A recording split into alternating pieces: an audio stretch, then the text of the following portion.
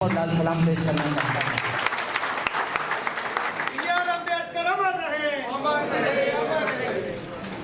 दोस्तों, मैं यहाँ आकर के बहुत खुश हूँ और खुशी की वजह ये है कि कम से कम लुधियाना के वकील पटियाला हाउस के कोर्ट के वकील से ज़्यादा समझदार हैं, क्योंकि पटियाला हाउस कोर्ट के वकील काला कोट पहन करके कानून की धज्जियां उड़ाते हैं। कम से कम ये अपने विरोध करने का अधिकार एक्सरसाइज कर रहे हैं, मैं उनका स्वागत करना चाहता हूं। और दूसरी खुशी की वजह यह है कि जानवी पंजाब की बेटी है, शायद लुधियाना से है, वो संघी गधों से ज़्यादा समझदार है कि वो माँ बहन की गाली गलौज की बजाय हमसे बहस करना चाहती है। तो मैं उसको भी साधुवाद देना चाहता हूँ, उसको शुभकामना देना चाहता हूँ कि तुम बहस करो, मुझ जैसे अदना आदमी से क्यों बहस करोगे। अभी अमेरिका का प्रेसिडेंशियल डिबेट हो रहा है, अगली बार के प्रेसिडेंशियल डिबेट में हिस्सा लेना हमारी शुभकामनाएं। और आप सब लोग पंजाब के हैं, इसलिए पंजाब के बारे में क्या कहना। इस महान धरती के महान लोग हैं आप, आपको बस सलाम करना चाहता हूं। और अपनी तकरीर की शुरुआत करूं इससे पहले मैं श्रद्धांजलि अर्पित करना चाहता हूं देशभक्त यादगार कमेटी के प्रेसिडेंट दलबीर ढिल्लों साहब का आज निधन हो गया है, मैं उनको अपनी श्रद्धांजलि देता हूं। और यह जो विषय है, शिक्षा का सवाल, बेरोजगारी का सवाल और महंगाई का सवाल, इस सवाल पे पंजाबी साहित्य अकादमी और सोशल थिंकर्स फोरम के लोगों ने और ऑल इंडिया स्टूडेंट फेडरेशन के लोगों ने, एटक के मजदूर साथियों ने और आप सिविल सोसाइटी के लोगों ने जो मुझे काबिल समझा कि इस पर मैं बातचीत करूं, इसके लिए आपको शुक्रिया अदा करते हुए, और तमाम लोग जो मंच पे बैठे हुए हैं, जो पंजाबी साहित्य अकादमी के पदाधिकारी हैं, प्रोफेसर हैं, मैं उनको विशेष रूप से आभार व्यक्त करता हूं। और मैं आपसे कहना चाहता हूं कि मैं शिक्षा का विशेषज्ञ नहीं हूं, लेकिन इस शिक्षा व्यवस्था का मारा हुआ आदमी जरूर हूं। तो प्रोफेसर साहब ने पूरी डिटेल से न्यू एजुकेशन पॉलिसी, नई शिक्षा नीति की कमियों को उजागर किया, उसके अंदर जो दिक्कत है, शिक्षा की जो समस्याएं हैं, उस पर विस्तृत चर्चा की है। मैं अपने वक्तव्य में इन तीनों चीज़ों को शामिल करने की कोशिश करूंगा। और कभी कभी कुछ बातें ऐसी भी होगी जो शायद आपको पसंद ना आए, तो बस आपसे गुजारिश करना चाहता हूं कि हिंदुस्तान में लोकतंत्र का इतिहास कोई नया नहीं है। किसी भी राजनीतिक दल, किसी भी राजनीतिक विचारधारा से ज़्यादा पुराना है यहाँ के लोकतंत्र का इतिहास। यहाँ पर लोग हमेशा गलत के खिलाफ आवाज़ उठाते रहे हैं। और यह जो सोचने की परंपरा है, संतों की परंपरा है, महंतों की परंपरा है, चिंतकों की परंपरा है, ये कोई नई परंपरा नहीं है। अपने विचारों को लेकर, अपने सवालों को लेकर हर समय में, इतिहास के हर दौर में लोग बोलते रहे हैं, आवाज़ उठाते रहे हैं।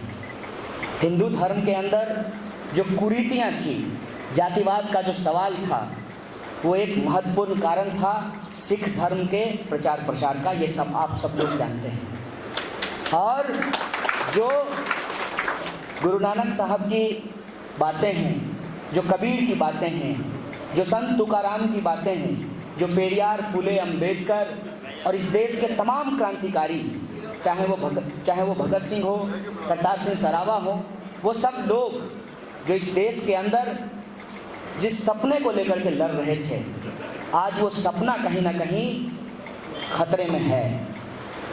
और पास कहते हैं सबसे खतरनाक होता है हमारे सपनों का मर जाना। ये लड़ाई जो हमने छेड़ी है, ये वही लड़ाई है जो हमारे से पहले लोग लड़ते आए हैं, ये उसी परंपरा की बात है। और प्रोफेसर साहब ने कहा था कि मैं भगत सिंह हो सकता हूँ। मैं समझता हूँ कि मैं भगत सिंह का पैर का धूल भी नहीं हूँ। मैं बस भगत सिंह सरीखे क्रांतिकारियों के रास्ते का धूल बनना चाहता हूँ।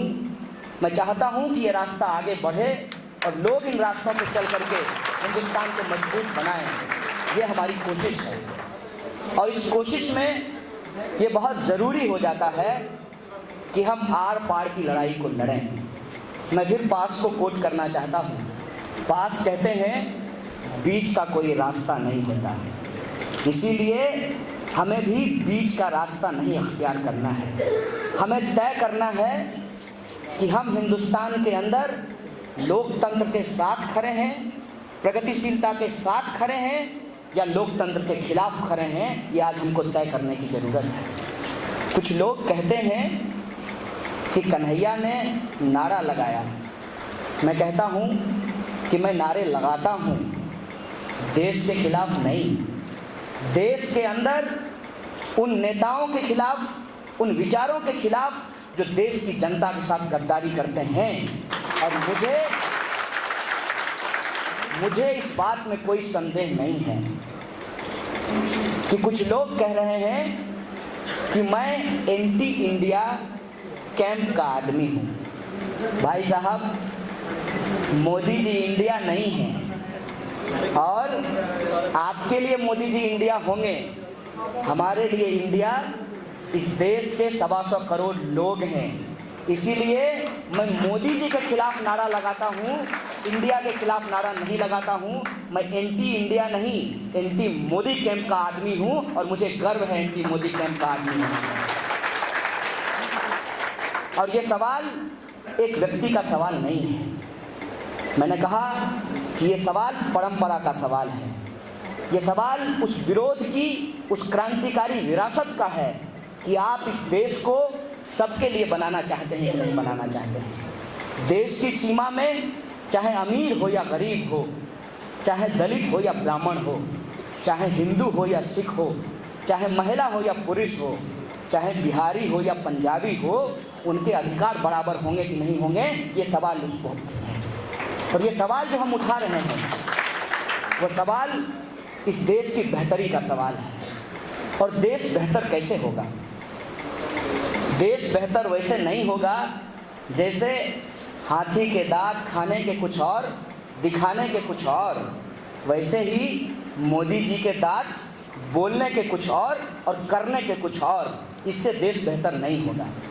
देश बेहतर कैसे होगा कि जिन मुद्दों पर राजनीतिक पार्टियां चुनाव लड़ती हैं, हम विद्यार्थियों का, हम नौजवानों का ये लोकतांत्रिक कर्तव्य है कि उन मुद्दों पर अगर सरकार बनने के बाद वो राजनीतिक पार्टियां काम नहीं करती है तो उन मुद्दों को हम सड़कों पे उतर करके लागू करवाएंगे।